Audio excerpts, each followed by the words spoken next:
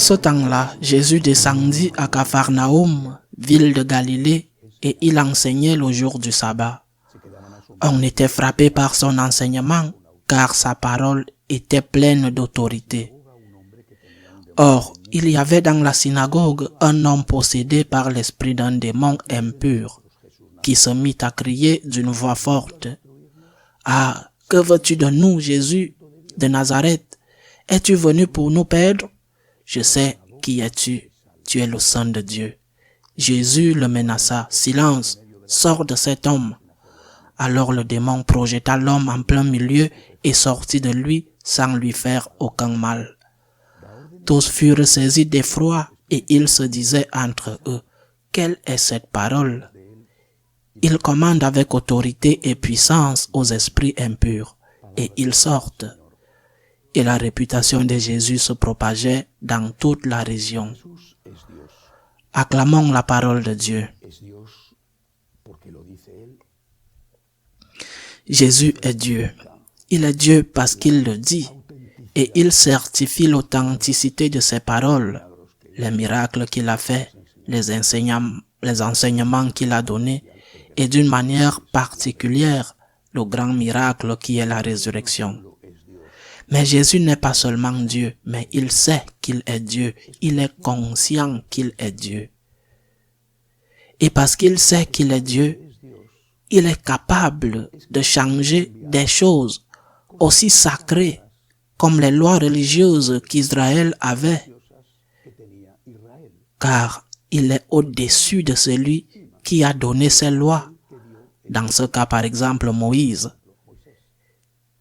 Et il dit encore et encore, vous avez entendu qu'il vous a été dit, mais moi je vous dis, il change la loi. Qui peut faire cela, sinon quelqu'un qui a une autorité supérieure à celle de celui qui a promulgué cette loi, qui a parlé au nom de Dieu, mais n'était pas Dieu. Jésus-Christ est Dieu, et il le sait, et il agit comme Dieu. Il est vrai homme, et il le sait, et il agit comme homme, mais il est Dieu. Et le peuple l'a perçu, et l'a exprimé, peut-être sans bien savoir ce qu'il voulait dire, mais il l'a exprimé en disant qu'il parlait avec autorité, pas comme les rabbins ou comme les scribes qui commentent toujours ce que l'autorité a dit. Ils commentent ce qu'un prophète a dit, ils commentent ce qui est dans le livre de la Genèse, ils commentent les enseignements de Moïse, mais ils n'ajoutent rien. Ils commentent, ils interprètent, ils parlent avec autorité relative. Ils sont les enseignants de la loi, mais ils ne peuvent pas aller au-dessus de la loi. Jésus-Christ n'est pas comme ça. Et ils ont vu en lui l'audace de changer la loi. Il parle avec autorité et son autorité est certifiée par ses miracles. À cette époque, l'heure du grand miracle qui est la résurrection n'était pas encore arrivée. Il parle avec autorité. Eh bien, nous sommes pires. Certains d'entre nous sont pires que cela parce qu'ils ne reconnaissent pas l'autorité de Jésus. En fin de compte, ils ont réduit le Christ à un homme bon. Juste un autre homme bon, un de plus. Il y a eu beaucoup d'hommes bons dans l'histoire de l'humanité et il y a beaucoup d'hommes bons et sages qui ont exprimé leur profonde pensée éthique depuis Os en Chine ou Confucius, Siddhartha Gautama qui était connu sous le nom de Bouddha et tant d'autres. Jésus n'est pas seulement un autre, pas simplement un autre sage. Jésus est Dieu.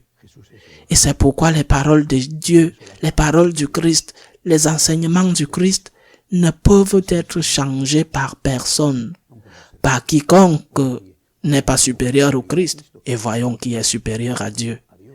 Eh bien, ceux qui prétendent changer ces enseignements, que ces enseignements sont dépassés, qu'ils doivent être modernisés, que ce qui n'est pas à la mode doit être effacé de l'évangile, par exemple le rejet du divorce. Ceux qui prétendent cela se placent au-dessus du Christ. Ils se déifient et disent, vous avez entendu que le Christ vous a dit, mais moi je vous dis, parce que je suis plus que le Christ, je suis Dieu.